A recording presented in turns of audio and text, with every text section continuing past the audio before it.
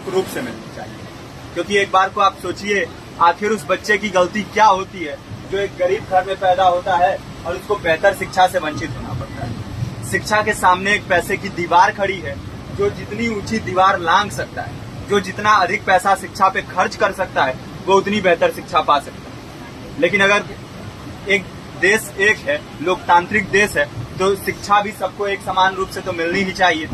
आज परिस्थिति ये है कि एक तरफ तो प्राइवेट स्कूल हैं जो लूट के अड्डे बने हुए हैं, वहां पे आप एडमिशन कराने जाएंगे तो सिर्फ एडमिशन के नाम पे ही आपको 10,000 20,000 रुपए देना होगा। और कमीशन खोरी का ऐसा धंधा है कि कॉपी, किताब, टाई, बेल्ट, ड्रेस, जूता कहाँ से खरीदना है ये आप नहीं तय करेंगे वो प्राइवेट स्कूल वाले। यानी आम लोगों की मेहनत की आखिरी कौड़ी उनके जेब से वसूल लेना चाहते हैं। और दूसरी तरफ सरकारी स्कूलों में न तो पर्याप्त टीचर हैं, न पर्याप्त बिल्डिंगें।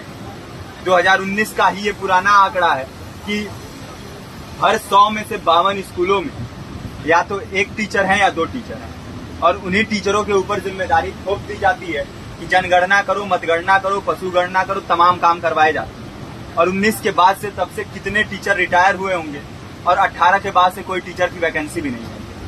आप खुद भी सोच सकते हैं ये परिस्थिति और कितनी बिगड़ी हो। इसीलिए हम लोग ये मांग उठा रहे हैं, चाहे कोई राष्ट्रपति का बच्चा हो या किसी मजदूर का, सबको शिक्षा एक समान मिलनी चाहिए और निःशुल्क रूप से मिलनी चाहिए। प्रेमचंद ने अपने दौर में भी कहा था कि एक सभ्य समाज में ऊंची से ऊंची तालीम मुफ्त होनी चाहिए और इसका पूरा खर्च गवर्नमेंट को उठाना चाहिए, क्योंकि हमारे देश को फौज से ज्यादा आवश्यकता तालीम की है। और शिक्षा से जुड़ता हुआ ही दूसरा मुद्दा हम लोग उठा रहे हैं।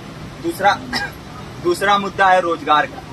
रोजगार की परिस्थिति ये है कि आज सरकारी सेक्टर हो या प्राइवेट, सब कुछ ठेका संविदा के हवाले किया जा रहा है। परमानेंट नौकरियां लगातार घटाई जा रही है। इसी रेलवे में 1995 के आसपास लगभग 18.5 लाख कर्मचारी काम करते थे, लेकिन आज उनकी संख्या 12 लाख थी। आप खुद भी सोच सकते हैं कितने बड़े पैमाने पे परमानेंट पदों को घटाया जा रहा है। और आज आलम ये है, एक तरफ लाखों पद खाली पड़े हैं, फिर भी कोई वैकेंसी नहीं निकलती। जो वैकेंसियां निकलती हैं उनमें भ्रष्टाचार होता है, पेपर लीक हो जाते हैं। RO, UP police, BPSC, SSC, CGL, ऐसे तमाम पेपर लीक हो चुके हैं, आप लोग भी जानते ही हैं। अभी नीट की धांधली में ये पता चला कि एक एक पेपर 30 लाख से 50-50 लाख रुपए में बेचा गया। हम और आप तो ये पैसा नहीं दे सकते। पूरी की पूरी कारस्तानी सरकार, प्रशासन, शिक्षा माफियाओं की होती है। और भुगतता कौन है? आम घरों के लोग, जो लोग सालों साल तैयारी करते हैं, दिन भर में 10-10 घंटे, 12-12 घंटे पढ़ते हैं। और इतनी कड़ी मेहनत के बाद, सालों साल की मेहनत के बाद उनके हाथ लगती है तो सिर्फ हताशा, निराशा, अवसाद।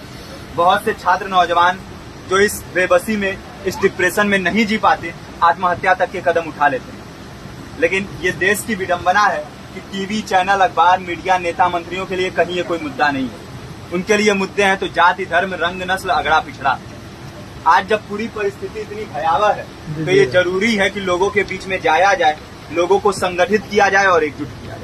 क्योंकि आज अगर अपने मुद्दों पर बोलेंगे नहीं तो कल को ये परिस्थिति और बिगड़ेगी। हो सकता है ले देके अपनी जिंदगी तो हम लोग काट ले जाएं, लेकिन आने वाली पीढ़ियों को क्या भविष्य देके जाएंगे, ये भी सोचने वाली बात है। हमारे साथी ने आपको पर्चा दिया है, पर्चा आप तक पहुंच गया है। पर्चे में और भी बातें हैं, इसको पूरा विस्तार से पढ़िए।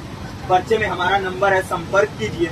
फेसबुक का, इंस्टाग्राम का लिंक है, आप वहां पे जाएंगे तो आपको पता भी चलते रहेगा कि लगातार किन किन माध्यमों से हम इस अभियान को चला रहे हैं। नुक्कड़ नाटक, संगीत, शिक्षा सहायता मंडल, लाइब्रेरी, तमाम माध्यमों से इस अभियान को चला रहे हैं और कोशिश कर रहे हैं कि बड़े से बड़े पैमाने पर हर जगह पे लोगों को संगठित किया जाए और एकजुट किया जाए। आपके बीच भी आए हैं आपका साथ और सहयोग दें।